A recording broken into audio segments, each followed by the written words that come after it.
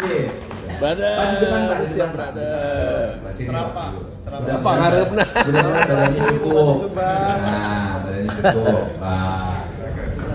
Yang pertama, pertemuan kita bukan yang pertemuan yang pertama ya. Untuk wilayah Jabar barangkali sudah sangat sering kita bertemu.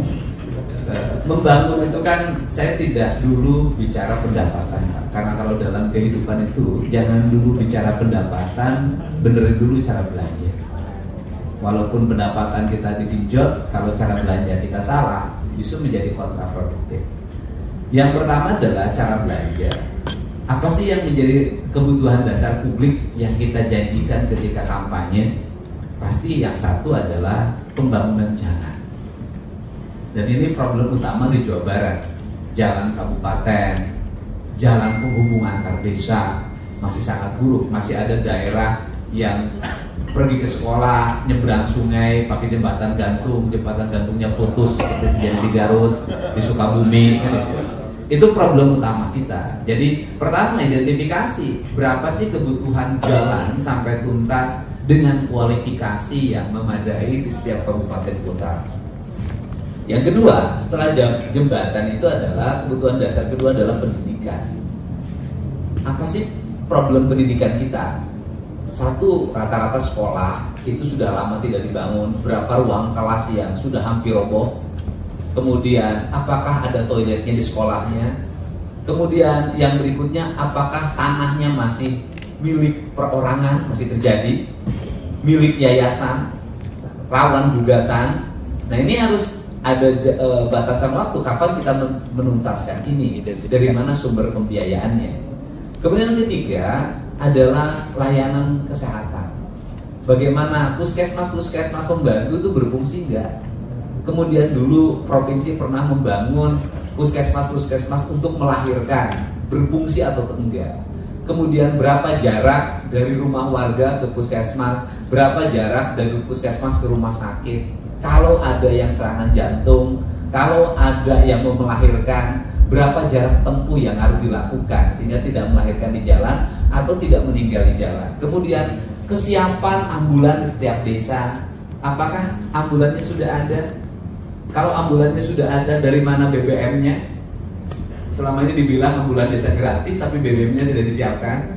Sopirnya statusnya apa? Karena sopir ambulan desa itu rata-rata pegawai desa bukan. Digaji tidak. Akhirnya dibilang gratis, tetap minta bantuan ke pasien.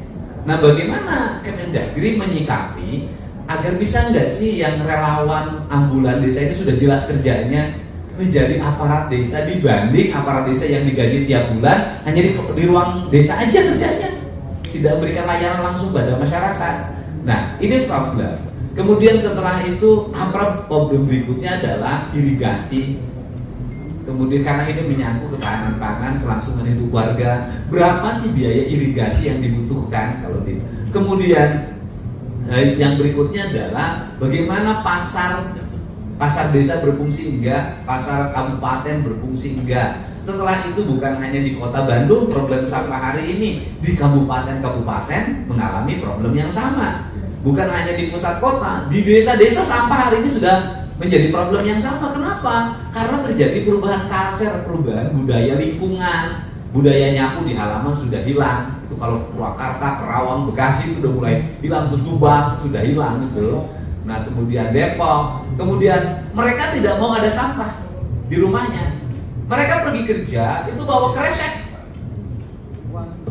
di jalan, dilempar, pluk, lari, lempar, pluk, lari. Nah bagaimana merubah culture ini dan apa sih solusinya? Jangka pendek apa yang harus kita lakukan? Jangka panjang apa? Jangka pendek ya mau tidak mau harus ada tempat buangan sampah sementara sekarang. Jangka panjang ya bisa pembangkit listrik tenaga sampah. Nah kemudian problem berikutnya lagi apa? Rumah rakyat miskin. Karena ini miskin ekstrim itu diantaranya rumah. Kemudian rumah rakyat miskin solusinya apa? Karena di situ juga ada sanitasi lingkungan. Rata-rata orang Jawa Barat itu belum semuanya punya toilet. Masih ada yang di sawah, masih ada yang di kebun, masih ada di sungai. Kalau di balong sehat Pak. Kalau menurut saya kalau di balong sehat Pak. Karena dimakan sama ikan. Justru itu adalah bisnis yang tidak perlu pakai pelet. Dan ikan yang itu yang makannya aduk itu enak, gurih. Multivitamin. Jangan salah pilih. Dibuka perutnya disangkanya telur, padahal Nah, itu sanitasi lingkungan. Ini problem. Kemudian jaringan listrik. Warga Banten punya listrik rumahnya. Bagaimana kalau dia melewati hutan lindung, solusinya apa? Dia melewati cagar alam, taman nasional, kan nggak boleh itu ada jaringan masuk, solusinya apa? Kemudian yang berikutnya, krisis air bersih. Ketika musim kemarau, ributnya luar biasa. Kenapa itu terjadi? Bagaimana solusinya menangani krisis air bersih warga? Berikutnya apa lagi? Ini para bupati lebih tahu. Angka menikah di bawah umur tinggi. Subang, Indramayu, Cirebon, Kerawang, tinggi. Terus kemudian pas musim tanam cerai, pas musim panen kawin, musim paceklik, cerai. Ini kan problemnya. Kemudian bagaimana mendorongnya? Ya sekolah. Sekolah problemnya apa? Jumlah sekolah tidak terpenuhi. Jumlah SMP belum sesuai dengan lulusannya. Jumlah SMA belum sesuai dengan lulusannya. Ini kan yang terjadi. Nah, ini yang menjadi kebutuhan dasar pokok masyarakat. Nah, yang perkotaan kita dorong lagi. Apa kebutuhan perkotaan? Yaitu tadi, ruang terbuka semakin menyempit, jumlah penduduk semakin banyak, kebutuhan tanah semakin tinggi, ya kan? Pencemaran lingkungan dari mulai keluarga sampai industri semakin kuat. Nah, kita kemudian apalagi Kota Bandung, apalagi Puncak, daerah-daerah yang di pinggir gunung, daerahnya dingin, sekarang sudah diserbu orang kaya dari Jakarta. Punya rumah 2, 3, 4, diisi nggak pernah. Paling sebulan sekali juga enggak. Tetapi itu kan mengambil ruang-ruang terbuka hijau yang seharusnya menjadi daerah resapan air. Nah, kalau saya baca kemarin di media sosial, pemerintah Cina tuh keren, Tiongkok itu. Dia memberlakukan aturan bahwa orang kota tidak boleh beli tanah di desa. Orang kota tidak boleh bangun rumah di desa. Mereka hanya boleh sewa, tapi tidak boleh membeli. Dampak dari kebijakan itu, orang kelas menengah di Tiongkok yang di perkotaan akhirnya nyewa sawah, nyewa rumah. Orang desanya ekonominya tumbuh dari uang-uang sewa itu. Nah, itu kan gagasan yang di negara komunis. Kenapa di kita yang ngaku negara ya Pancasila segala macam bla bla bla panjang banget kemarin, kok tidak bisa buat aturan turunan yang memadai? Nah, kemudian yang berikutnya adalah pada seluruh ujung dari semua ini tentunya adalah pembiayaan.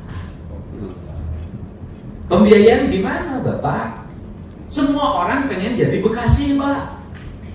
Kenapa?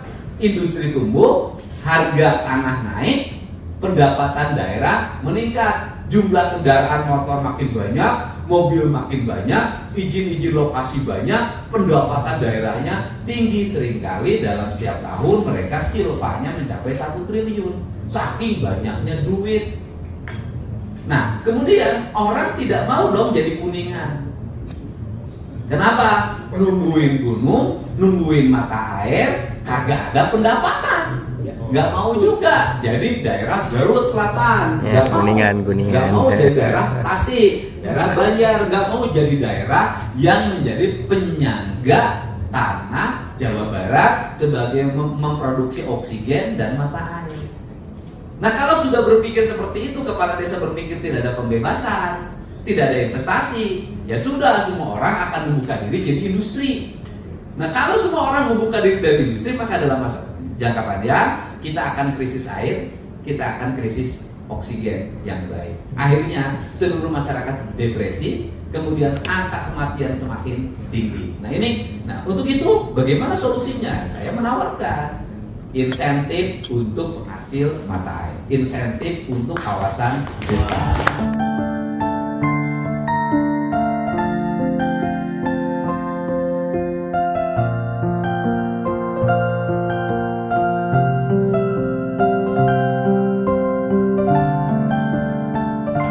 Jadi menurut saya daerah yang punya kawasan hutannya hutan lindung, taman nasional dan sejenisnya itu harus dihitung berapa jumlah kawasan hutannya, kemudian berapa insentif dari negara untuk mereka. Kenapa? Agar mereka tetap tenang menjaga gunungnya, menjaga sumber mata airnya. Kenapa? Karena kalau tidak ada Gunung Wayang, Gunung Windu, Gunung Cikuray, maka tidak akan ada listrik swasembada pangan di Jawa Barat, termasuk tidak akan ada pertumbuhan ekonomi karena industri baru. Nah, ini kan PR kita masa depan ya. Ini PR kita masa depan. Kenapa? Karena negeri ini keuangannya harus tertata, kemudian pendapatan daerahnya juga harus memiliki basic entrepreneurs, kemudian berikutnya juga harus ada kenyamanan dan kedamaian.